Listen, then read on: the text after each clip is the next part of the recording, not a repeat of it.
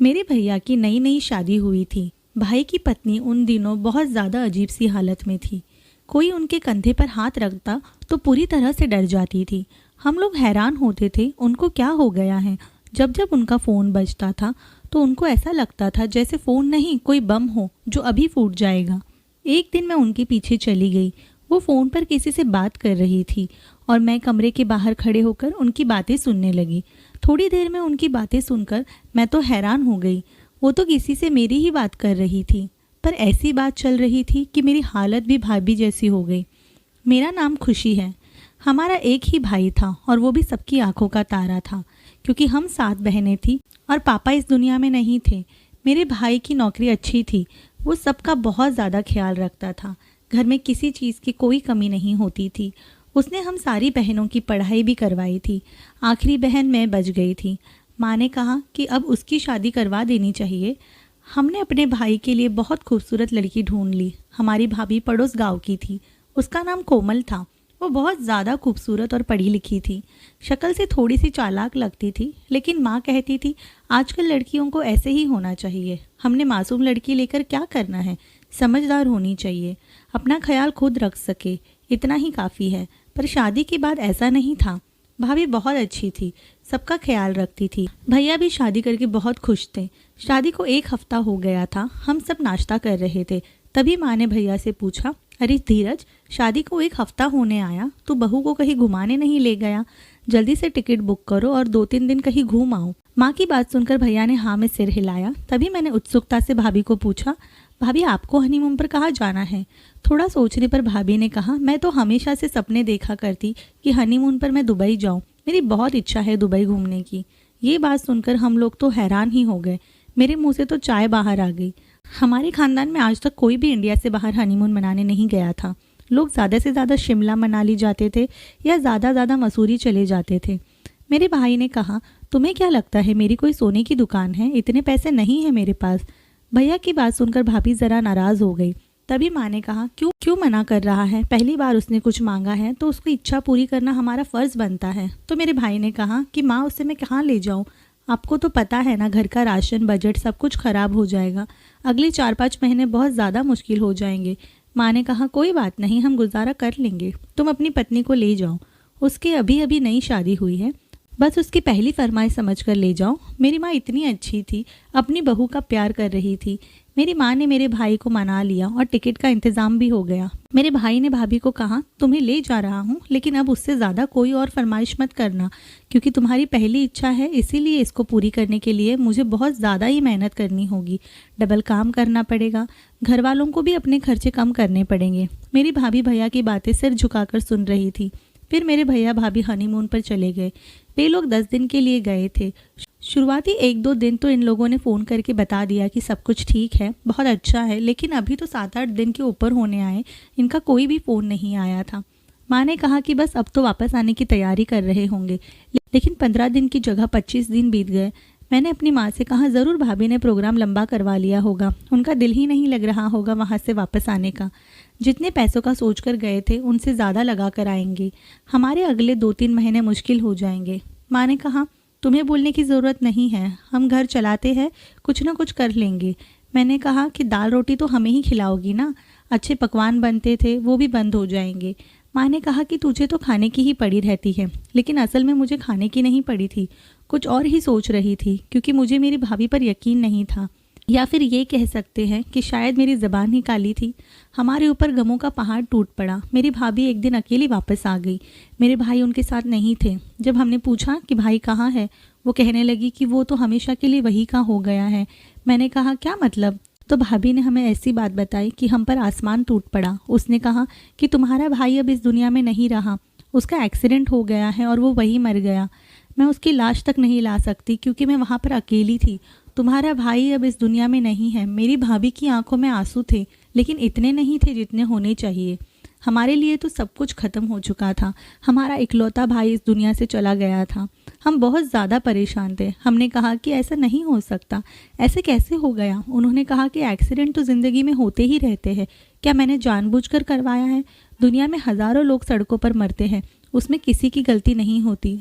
और मुझे क्या पता था कि ये सब होने वाला है। भाभी एकदम बदल चुकी थी, उनकी बात करने के तरीके में भी फ़र्क था। माँ ने कहा कि तुम मेरे बेटे को ले गई थी, तुम्हारी जिम्मेदारी थी, तुम्हारे हवाले किया था।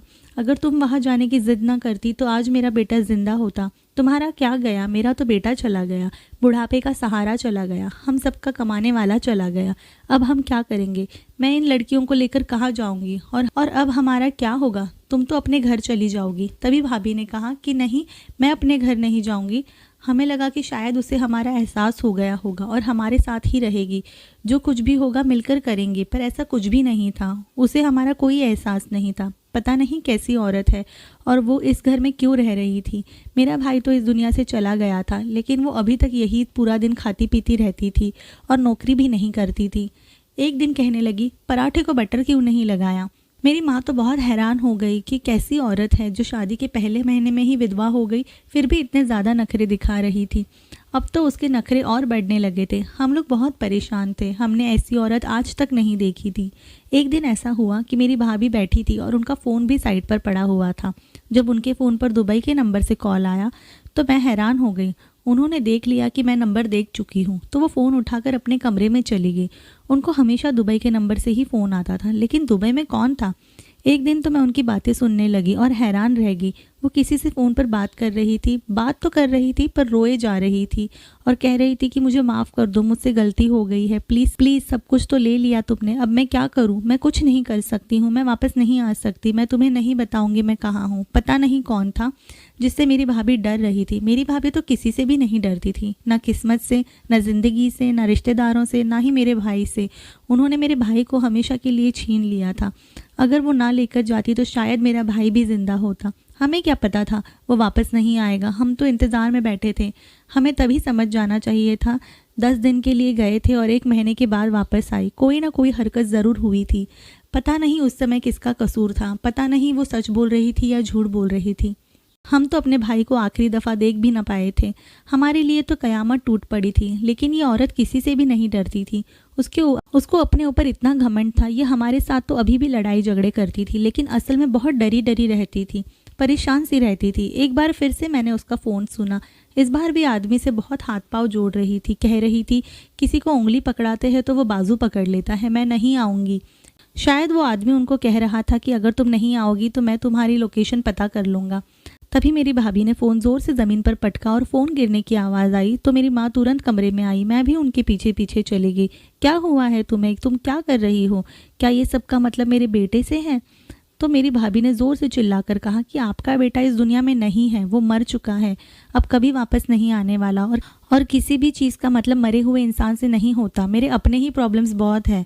मेरी माँ ने कहा अगर तुमने इस घर में रहकर हमारी मदद नहीं करनी तो तुम यहाँ पर क्यों बैठी हो? अपने घर चली जाओ। उसने कहा कि मैं नहीं जाऊंगी और वैसे भी सारी ज़िंदगी मैं यहाँ नहीं बैठूंगी, लेकिन अभी नहीं जाऊंगी। आपकी बेटी की विधवा बनकर मुझे अपनी ज़िंदगी बर्बाद नहीं करनी। मैं अभी जवान हूँ, मैं फिर से शादी कर लूँगी। मेरी माँ ने अपने कानों से हाथ लगा लिया और रोना शुरू कर दिया कि किस तरह की औरत है, उसे तो किसी बात की परवाह नहीं थी और इधर हमारा रो रो कर बुरा हाल था।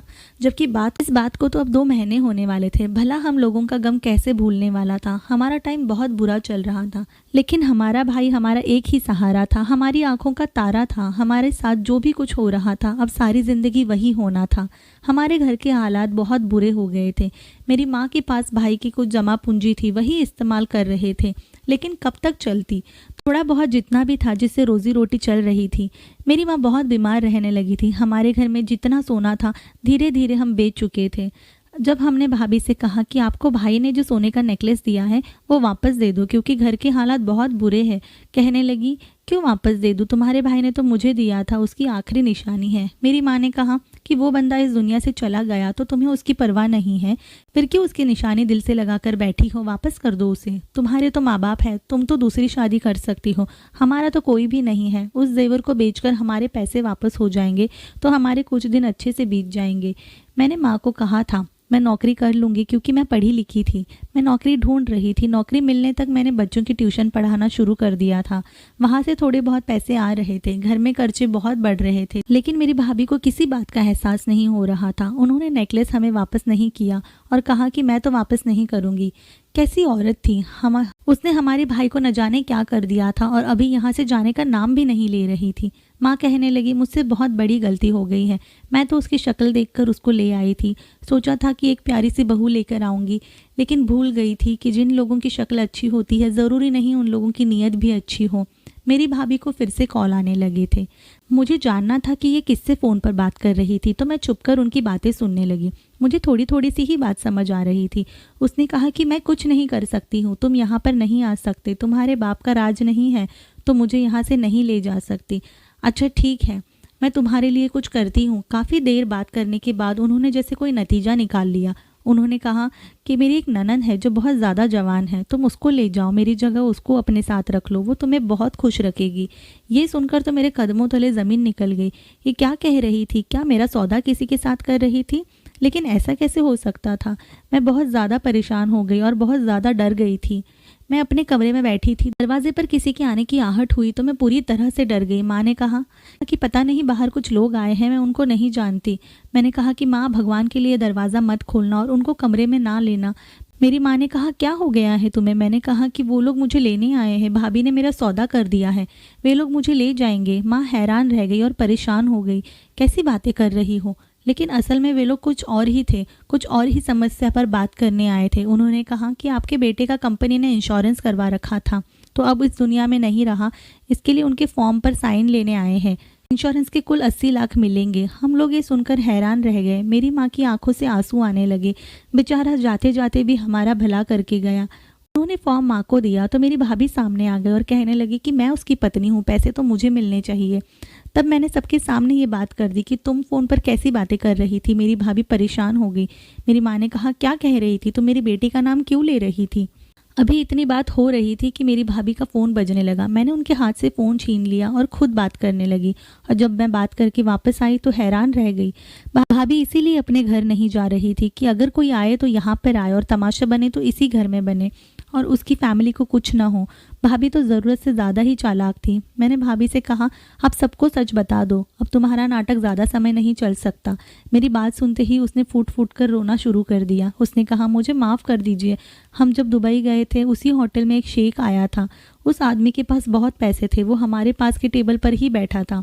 वहाँ डांस शो चल रहा था, वहाँ बैठे लोग पैसे लुटा रहे थे और वो शेख सोने की चैन फेंक रहा था। मैंने सोचा कि उसके साथ थोड़ी दोस्ती कर ली जाए तो हमारे हालात भी अच्छे हो जाएंगे। और मुझे आपके बेटे की कमाई कम पड़ रही थी। उसने एक दुबई के लिए मुझे इतनी खरी खोटी सुना दी थी। मैं तो पूरी दुनिया देखना चाहती थी और बहुत कुछ करना चाहती थी। मैंने सोचा उस आदमी के साथ दोस्ती करनी चाहिए।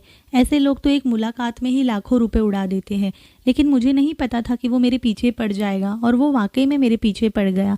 जब मैंने कहा कि मेरा एक पति है और मैं उसके साथ बहुत खुश हूँ, तो उसने आपके बेटे को अगवा कर लिया। उसकी ये बात सुनकर सबको खुशी का झटका लगा। माँ ने कहा, क्या तुम सच कह रही हो? मेरा बेटा जिंदा है? भाभी ने कहा, हाँ वो जिंदा है। उस शेख ने उसे पकड़ रखा है। उसके बाद उसने मुझे भी पकड़ने की कोशिश की, मेरा पीछा किया। मैं किसी तरह से वहाँ से भागने में कामयाब हो गई। इतने सारे दिन वहीं पर लग गए थे, तभी तो हमें इतनी देर हो गई। अब उसे चाहिए कि मैं उसके पास वापस चली जाऊँ, तब वो आपके बेटे को रिहा कर देगा। उन लोगों में बहुत ताकत है, वो मुझे किसी दूसरे देश में भी उठा सकते हैं। मैं बहुत परेशान हूँ। मेरी माँ ने कहा कि अपनी बेशर्मी की कहानी सुना रही हो। अपने पति को अपनी बेशर्मी और लालच की वजह से तुमने इतनी बड़ी मुश्किल में फंसा दिया। तो तुम्हारा क्या बिगाड़ा था मेरे बेटे ने? हमारा तो इकलौता बेटा न जाने किस हाल में होगा। तुम्हारे उस आदमी को मेरी बेटी ने घर का पता दे दिया है, वो आते ही होंगे, और तुम्हारे माँ बाप को भी यहाँ बुला लिया है। तुम्हारे माँ बाप को भी तो पता चले कि उनकी बेटी ने क्या गुल खिलाए हैं।